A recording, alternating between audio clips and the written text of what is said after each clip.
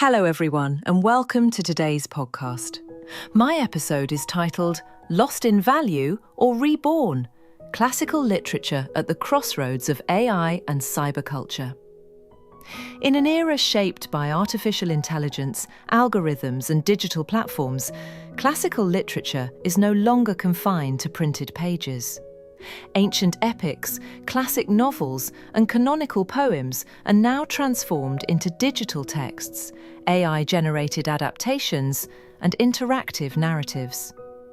This transformation raises an important question. Are classical literary works losing their original value in the cyber realm, or are they being reborn in new forms?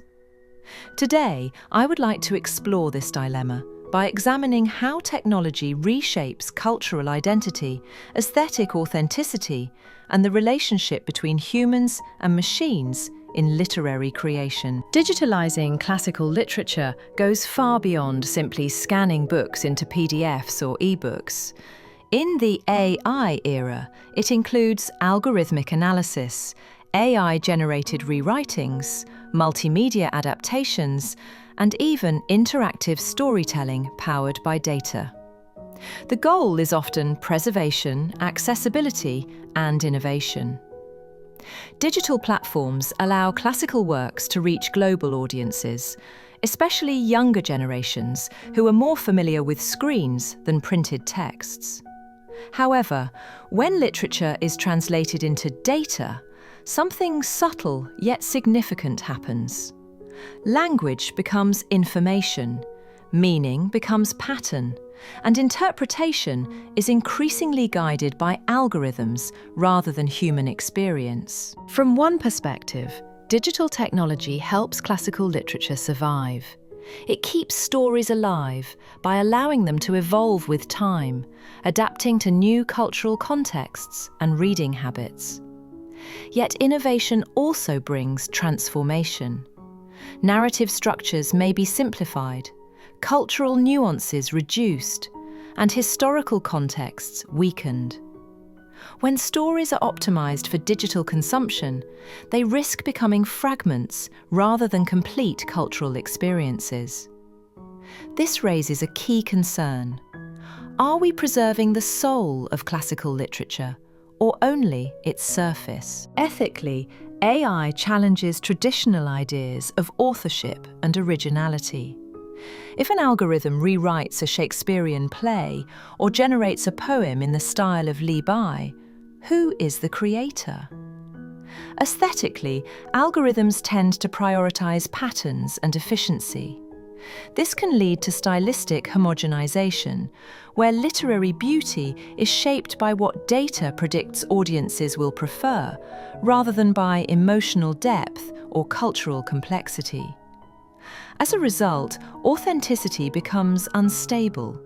The text may look classical, but its voice may no longer carry the lived experience, historical struggle, or emotional weight of its original creation. At the center of this transformation lies the relationship between humans and machines.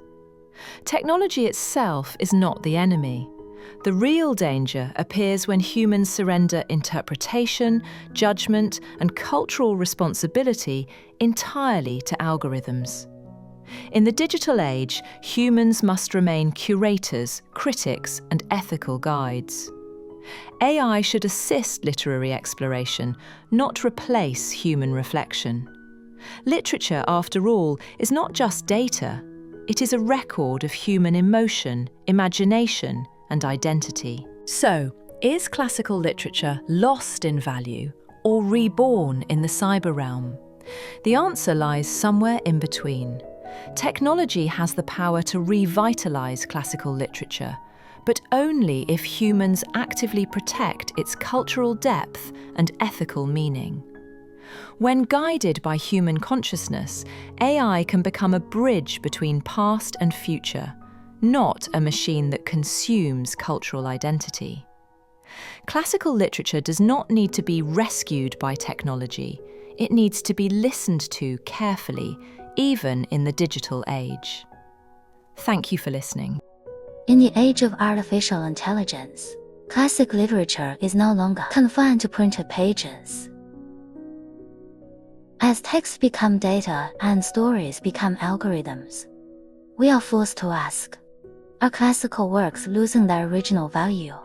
Or are they being reborn in the cyber realm? Digital technology gives literature new forms of life, but it also risks weakening cultural context and aesthetic authenticity. This real question, not whether technology should be used, but how humans choose to guide it. Literature is not just data, it's a record of human emotion, memory, and imagination.